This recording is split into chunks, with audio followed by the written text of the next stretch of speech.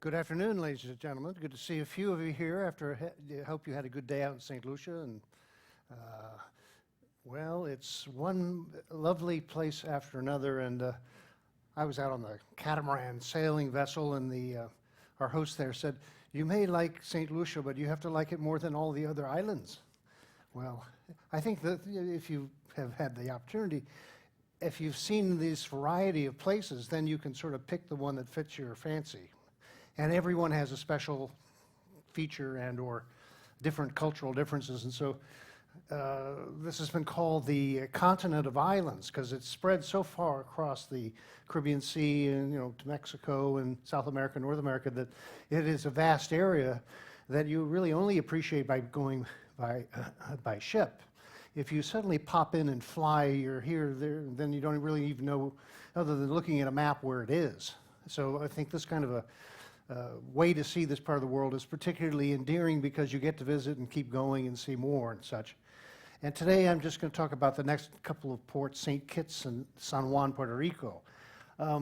We did stop in Puerto Rico on the way, on our way to Barbados, so some of us were already there.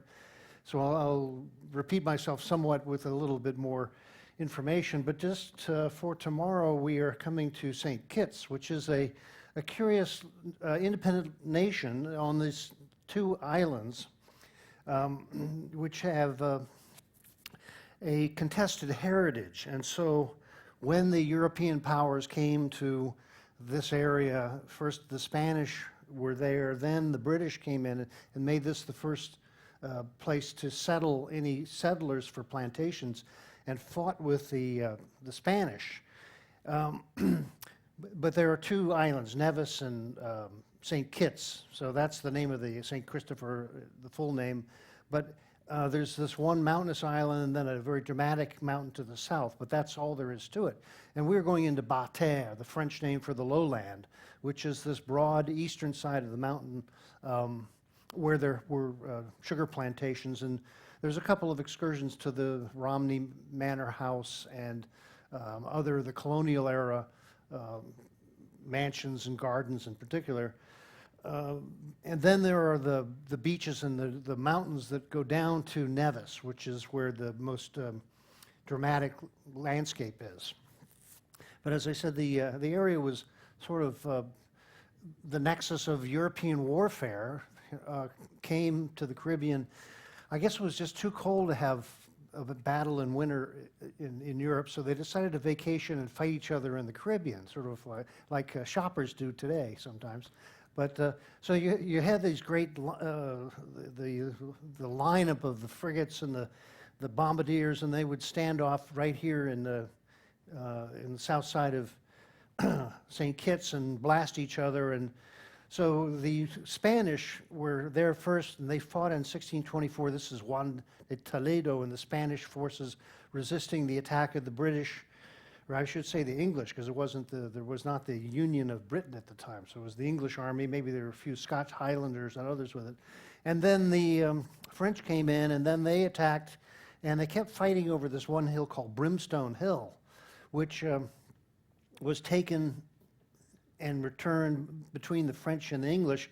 And famously, when the occupying force surrendered, they were allowed to keep their weapons and colors and march out with their head up and their forces intact. And so when the French were then occupying the English came and took it back, they offered the same courtesy.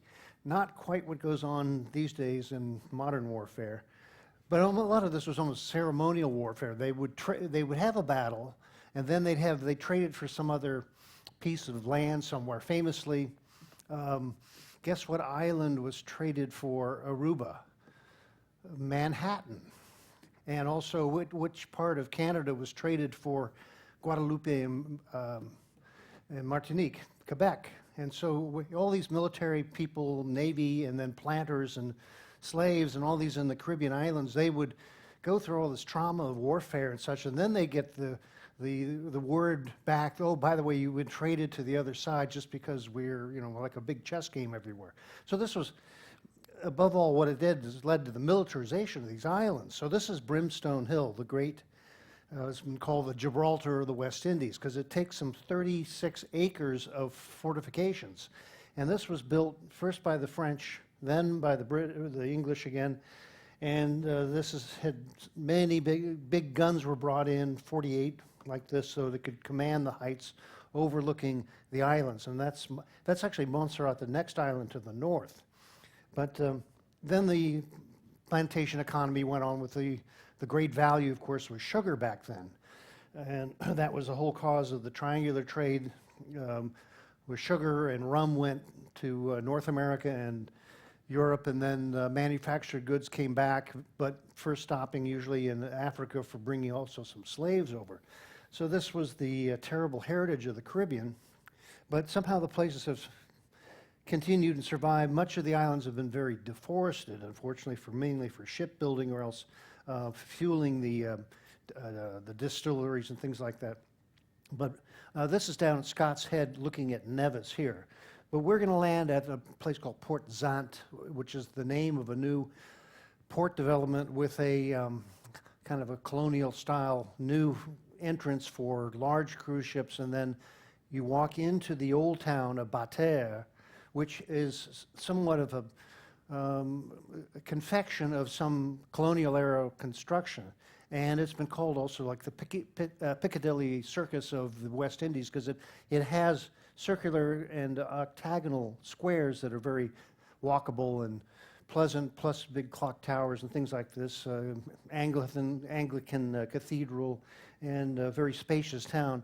Unfortunately, I don't think that we're going to be able to walk freely through the town, which is the bubble port problem these days, like we are here in St. Lucia. We can look at it, but we're not allowed to go in.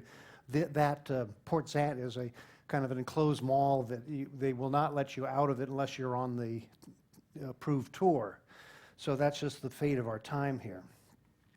So you can see this is sort of some of the waterfront here near Port Zant, and again, fishing port and a lively market in the town. This is not such a crowded island. You can, particularly it's not crowded by the kind of mountains you have here, right, which compresses Castries, right, where we are, and also where we are in Rousseau and Dominica and these other islands, somewhere they have more, let's say, space than others. This island is mostly famous just because of its beautiful gardens at the Radney Manor, beautiful beaches.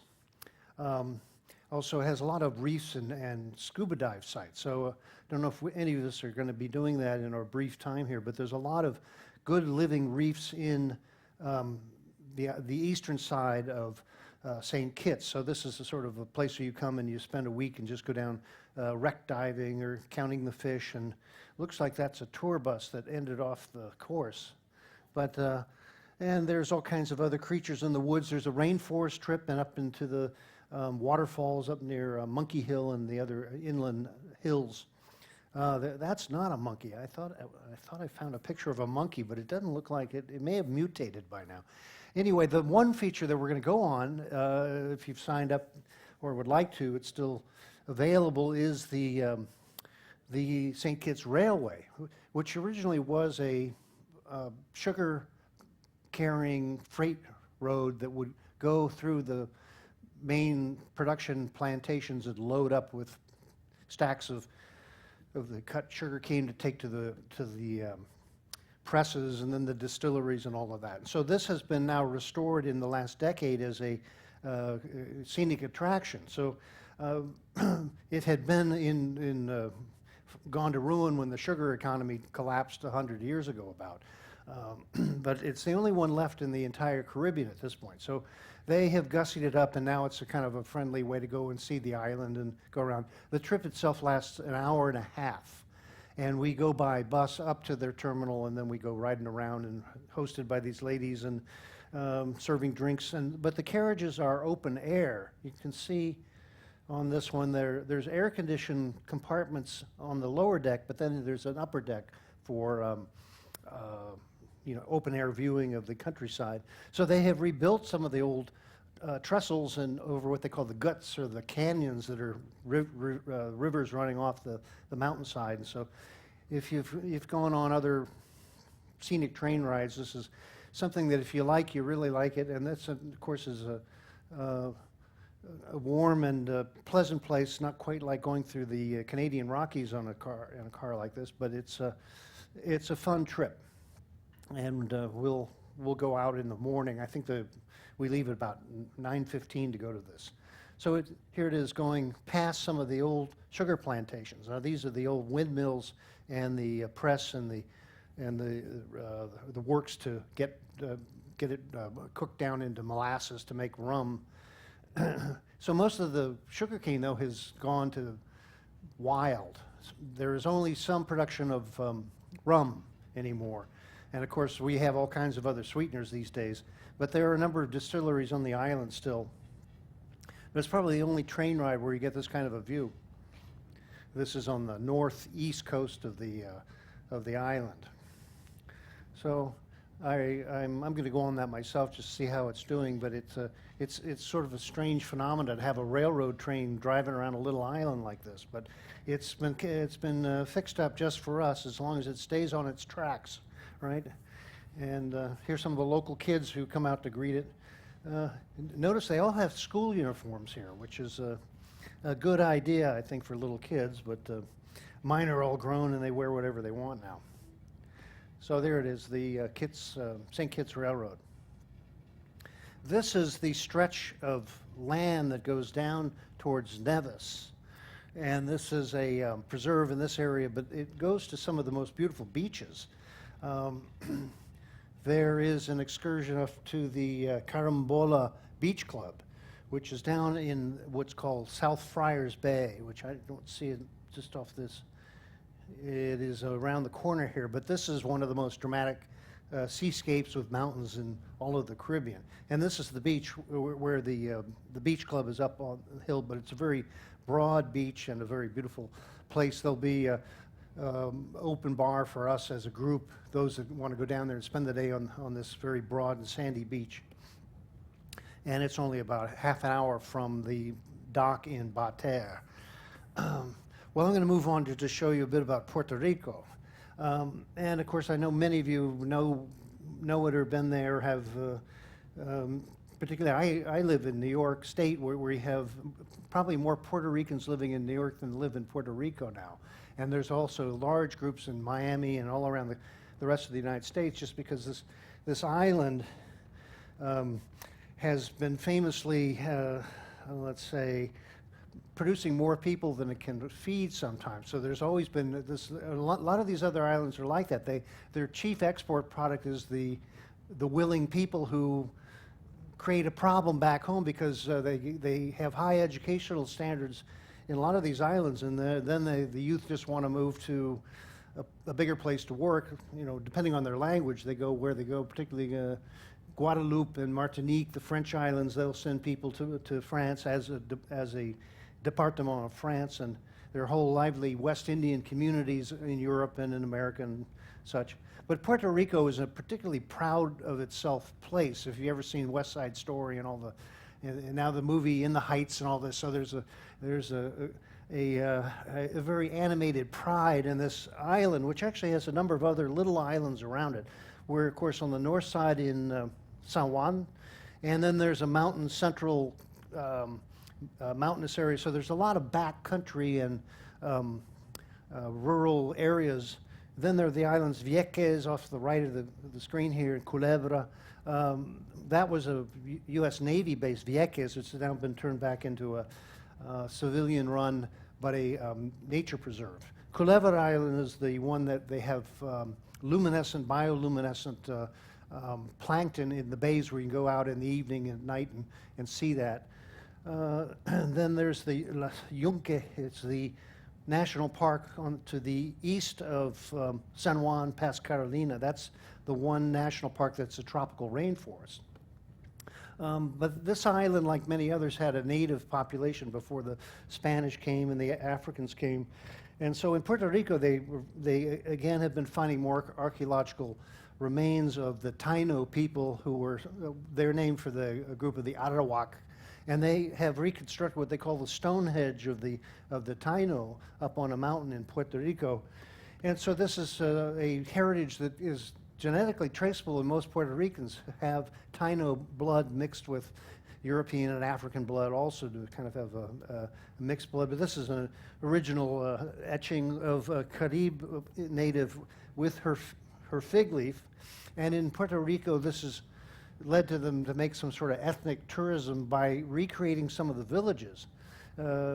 This is for show, but this is a common phenomena around the Caribbean and many other places where the formerly abused, enslaved, or almost extinct indigenous people have returned to some pride and some position in society, and again, proud of their difference from the other cultures that are dominant in the area.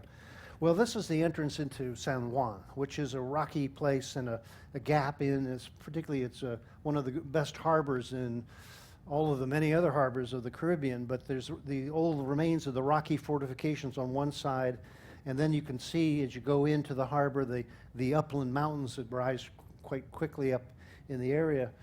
And then you pass what's called El Morro, the great fortress.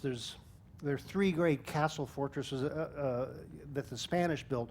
One is in Havana, another is in Cartagena, Colombia, and this is the El Morro in Puerto Rico. And this was basically to keep the English pirates out and to safeguard the treasures that were being produced or else stolen in gold and silver for in the Spanish Main, particularly the route from Mexico and Panama, which brought all of that wealth of the Aztecs and the Incans would come past north of Cuba, Havana, then north of Puerto Rico, and then they would sail back to Spain. So that's why they spent an incredible effort to fortify these places so that they would stay in Spanish hands. And this San Juan is, of course, Puerto Rico speaks Spanish par course, kind of a Creole Spanish somewhat. But this is the former Spanish administrative headquarters right behind the castle. Now it's part of the Fine Arts Academy and some academic institutions that are on the upside of Old San Juan. But you can go to the fortress itself. It's, again, like the Brimstone Hill is a tremendous effort of masonry and engineering, and it's now also a national monument. Here's one of the last soldiers that they forgot to tell to go home. And then it overlooks to modern San Juan. That is the Capitol Dome of the National Assembly. And then you go down into Condado and other areas where there are a lot of big hotels, and the modern city is just down the shore. Well, this is the Capitol building. So Puerto Rico is a commonwealth, a territory of the United States, and you may know that it's had many years of debate whether it should become a state or independent or stay a commonwealth. So the Puerto Ricans are American citizens with American passports, but they also do not vote in presidential federal elections. They can vote for their own governor and their own assembly, but they also do not pay any federal income tax. So this leaves them in the middle, and it's an example for some of the other Caribbean nations, the ones that proudly declared their independence, like St. Lucia and Barbados and the rest of them. When they cut their colonial ties and were no longer part of the mother country, suddenly they were on their own. The ones that are still French, Dutch, British territories, they have better economy, social services. Also, they have passports, they can travel anywhere in the world. So many Puerto Ricans do not want to become independent because they'll be just like the other islands that cut the cord that fed them. And so every time they have a referendum, they don't decide dramatically either way. And meanwhile, Puerto Rico is so integrated with the larger U.S. economy that it's kind of hard to even think why it would want to be a different thing. But you can ask other nations that go through divorces and see what it is. But that's the Puerto Rican flag, and then that cross-hatched flag is actually the Spanish military flag of the castle. And that's because it's over the monument. But Puerto Rico and San Juan, they have their own government, and it's sort of a model of democracy and argument. And of course, the real problem is that every so many years, they're completely have the wind knocked out of them by the wind. And Maria was the last one. The next one has been postponed until it happens. And so then when the weather cooperates, the land is productive and lush and the people are very animated, but it's always a problem just because they are right in the bullseye for the hurricanes that come across on the trade winds from the central Atlantic. Well, here's another view up on the castle, trying to scare away the pirates. I'm not sure which ship that they're on at that time, but that's the greater bay there. And then above that dock, you have some of the Spanish fortifications. I have this picture just because if you take a walk from the ship's dock, you can go along the esplanade, along the harbor, and walk under that wall, and then there's a gate, which was the original landing of San Juan in colonial times, so you would have like a medieval gate that they would close down at sunset, and that was the only way to get into town. And if you go up there, then you walk around the old town, which has had some new buildings, but it's been remarkably well preserved, mainly by neglect, because the commercial activity is all down the further east of this fortress area in the old town. And so now a lot of it's been well restored and is an attraction for walking tours. Here we are going into the dock where we are just on the right side, but this is one of the largest U.S. Coast Guard stations, just because they have a lot of trouble on all the islands. So, and they have that preserve, which used to be headquarters for the Spanish Navy. That's a chapel built by the Spanish. That's the oldest building remaining in San Juan. And here we are, our ship is coming into this curious dock that is like a big fork in the road there. But from there you can walk into the old town, and there are different facilities. So again, we're in a downtown dock, which is pretty convenient. And this is up, if you walk, this is from the ship. If you get off the ship on the dock, you take a left, you can walk up the hill to the old town or around the esplanade there. And this is the view the other way with all the new buildings, and some cruise ships are there in sort of in mothballs. So here's again a view of the Coast Guard and some of the installations there. This is what they call the Arsenal, which was the Spanish military storeroom for all their cannons and weapons, but it has been recently restored and is actually in beautiful condition. I think it's used as probably just offices for the Coast Guard right now. And then occasionally on these docks, there's quite a bit of sea traffic that comes in, but I was there a number of years ago, and this reproduction of a Spanish galleon came in from Spain on its tour of the Hispanic America, they call that tour, so that they would wave the Spanish flag around in all of the different countries that were founded by the Spanish, and trying to make amends for some of the times, because the relations between the former Spanish colonies and Spain has often been very, let's say, more than difficult, and particularly during the Franco era and all the other troubles in all the other Latin American countries. But this ship came in and sailed all the way from Spain, and it was in the wake of this guy, Mr. Columbus, whose statue is still standing in San Juan, because he was the one who first sighted Puerto Rico in his second journey. I'm going to talk about Columbus on a sea day going to Florida, just about his controversies. But the city has particularly a lot of outdoor sculptures, plazas, a lot of life in it, a lot of art academies and museums and galleries and different things that are all within walking distance of the ship. And this is sort of the entrance into the old town, which has cobblestone streets and little alleyways, and it's pretty nice. So I think there's a culinary tour where you go around and you get tastes of food in different little boutique restaurants or things. But again, we're at the dock on the lower right-hand side here, the different forts, the Morro and San Cristobal, and you can see there was a whole city wall around this whole area. But this is, in a sense, sort of a piece of old Spain that's here on this island. In the center of the old town, there's the Alcalde, old mayor's office, and this is often decorated this time of year. On that plaza, they have a little stage, and there's always a band playing. So it's a happy place, pretty much, particularly in the evening, in the cool, there's always a party going on. And then these are kind of the old houses that have been fixed up. They're not usually residents, they're more shops and outlets for different things. And of course, the self-proclaimed tourist trap. So there's all the kind of things that we try to avoid buying more T-shirts, more trinkets, more magnets. Anybody buy a coconut bird feeder today? I did.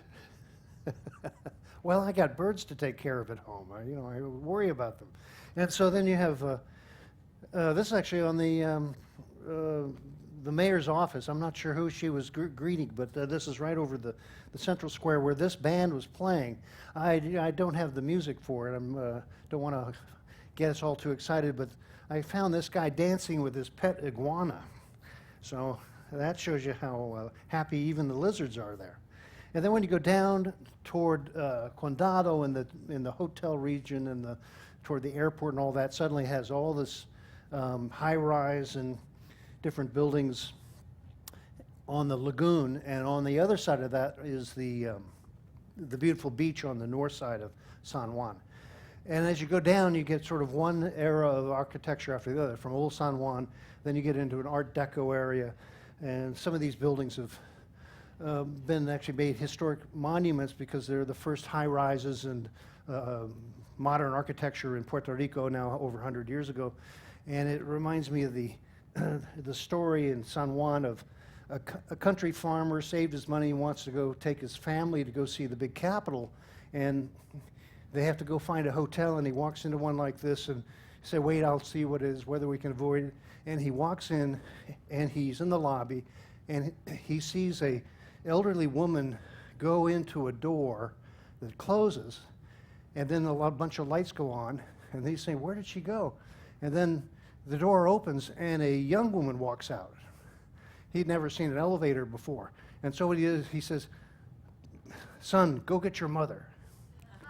Anyway, that's mild humor at best. Well, on the outskirts of San Juan, there are all kinds of things to do, excursions, zip lines, beaches, and things. But one tour, if it's available now, goes to the Bacardi Distillery, which is a pretty dramatic-looking reception. But that's a very large business, the rum business. But they were originally based in Cuba, and they had their business confiscated, and they all became exiles. So they didn't go to Florida. They went to Puerto Rico. And they say they're going to go back as soon as they're allowed. But meanwhile, they prospered making Puerto Rican rum. Another excursion out is to El Yunque. That's a Taino word for the mountaintop that is the centerpiece of this national forest. But it's a lush and rich area that is kind of a hot spot of many plants and some animals. This is the coqui, the tree frog that has a characteristic coqui, and you'll hear it all over town. It's right in downtown. You can hear it from the ship. These things are like the crickets of Puerto Rico. And so they even imitated in some of the salsa music. And but supposedly the tuning of that coqui, one is a frequency that the female will hear. There's only the males make the sound. And the other higher one is to scare the other males away. So they're constantly chirping at each other. I don't know what they're interested in, but they make a lot of noise. Anyway, up in the this it's about 13,000 hectare forest area, which is right up from the suburbs of San Juan. And so this is particularly important so they can keep their clean water supply. And there's tremendous, this is the last real old growth tropical forest in the Caribbean that I know. I mean, there's some in Dominica, and there's a little bits around on the other islands, even St. Kitts, but in El Yunque they have these tremendous big old growth trees that they stop from taking them all down. And a lot of herbs and flowers and different things. This is a fern tree that's about 50 feet tall. And other ones are date palms. The Puerto Rican parrot lives in this kind of a tree and eats the little berries of this kind of a palm tree. Lots of flowers and all this. So we did go up there the other day, last week, and went to see it. But the main stop, though, that you can get to by coach is this great tower that was built about 60 years ago, the Yokahu Tower, which is a walkway some 90 steps up. It sort of looks like the Tower of London to me, but it gives you an overview of the whole region. But when Maria came through, it completely blew every leaf off of every tree. And this is a picture of it back in that particular time, just not too long ago. But they've been repairing a lot of it since, so many areas are closed off just because you can't get through. The bridges are down and the trails are washed out, and so a lot of it is not accessible right now. But up at the top, this is what you can see from that tower, including, you can see Culebra and some of the, and Vieques on that horizon. Well, this is the one place they did reopen is the little walkway up into an area that has an old El Baño, they call it, where they had made a little dam, and this was a big swimming area, but it's been damaged again by the hurricane. But the stoneware has remained, and it's a site on the hillside. But up just from there, you can see that it gets so steep and impenetrable that only the most intrepid hikers will go up to the top of the hills there, mainly because you can't see where you're going. If the trail is out, you just get lost. This is one of the waterfalls that's nearby that we could see. So this is the lushness of Puerto Rico before it was, let's say, settled and turned to agriculture and things. And this area was not really affected so much just because it's so steep and mountainous. This is the actual peak of El Yunque. I have some friends who have about 1,000-acre piece of land on the border of the national park that they do forestry research and replanting the forest. Where there was access, they cut the trees, they had erosion, then suddenly it was getting dried out, and so this Las Casas de la Selva, the houses of the jungle, was bought by a group called Ecotechnics for research of restoring tropical forests. And so what was bare land has now been replanted with the native trees, mahogany and ebony and all kinds of variety. And then they bring in forestry students and projects to study this and see how they can, restore a forest that often has invasive species like that. Bamboo is not native to Puerto Rico, but they have been doing this for about 15 years. Then when the Hurricane Maria came, again, they had every tree they had planted be stripped completely bare of leaves. But the nature of this kind of a forest is that the root systems all intertwine so that the trunks will not get knocked over, and then the roots will then relief the whole tree. So we were up there, it was like nothing ever happened. The other thing they do is they have a mobile sawmill, and they fell certain trees, either old or else new growth, so that they produce products to support their venture. So they are a charity called Ecotechnics based in the UK, but they also have always a commercial product. And particularly they're trying to make wood that is appropriate for the construction industry, because everywhere in Puerto Rico you want to build a house, you have to get your materials from the States, or rather the mainland, just because there's not that much production. So they're trying to be a source for that. Because as you go down the hill and outside of San Juan, it looks like a suburb of anywhere in Florida. You got traffic jams and franchise food things and such. And so the prosperity of Puerto Rico is actually a bit of a beacon to some of the other islands. And just this last month, the Coast Guard found a bunch of Haitian refugee immigrants stranded on an islet, uninhabited, waterless isle like this, on the eastern side, and they had to rescue them. So this is an example where the Caribbean islands have a very lopsided economies. They're either very wealthy or very poor, or somewhere in between. But this is a case where Haitians are coming.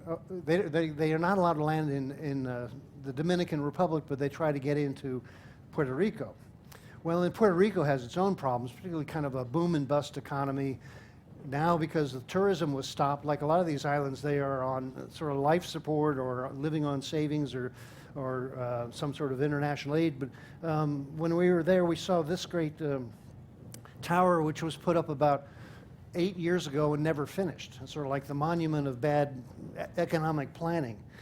But you know, people get in the Caribbean are sort of easygoing, and whatever troubles they have, they seem to get along anyway because they have each other, and they have a pleasant climate, and they have their own culture and their language, especially. I don't know if you, even in today in St. Lucia, I was just trying to get more of that Creole English, and you know, they would speak clearly to me, and as soon as they're to themselves, I couldn't make much out of it at all. And Puerto Rican Spanish is sort of the same way. They have the pride of their own language and their own culture and their locality above all.